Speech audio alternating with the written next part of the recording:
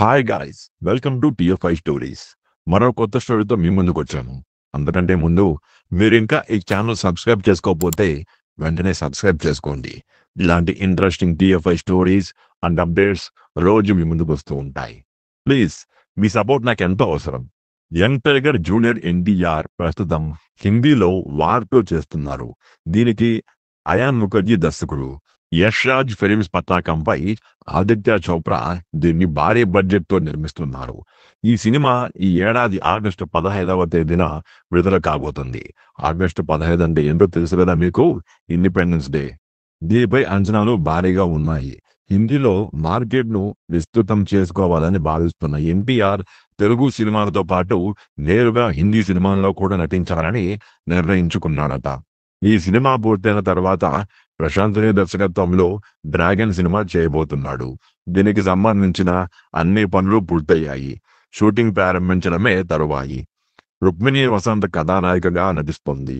వచ్చే ఏడాది సంక్రాంతికి సందర్భంగా ఈ జనవరి 9వ తేదీన విడుదల చేయబోతున్నారట.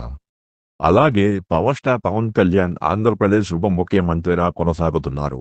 తన పనితీరుతో అధికారులను హడలెత్తిస్తున్నారు. ఎట్టి పరిస్థితుల్లోనూ అవినీతి పనులను వదిలిపెట్టేదే లేదని, వైసీపీ హయాంలో అక్రమాలకు పాల్పడిన వారి వివరాలు సేకరిస్తున్నామని, తప్పు చేసిన వారంతా రాజకీయ నాయకులైనా కూడా, అధికారులైనా కూడా, ఉద్యోగులైనా శిక్ష అనుభవించి తీరాల్సిందే అని స్పష్టం చేస్తున్నారు. పిఠాపురం నుంచి ప్రాతినిధ్యం వహిస్తున్న పవన్ కళ్యాణ్ అక్కడే సొంత ఇంటిని నిర్మించుకున్నారు. ఆయన నటించిన హరిహర వీరమల్లు సినిమా మార్చి 28న విడుదల కాబోతుంది. దీని తర్వాత సెప్టెంబర్లో ఓజీ సినిమాను విడుదల చేస్తారు.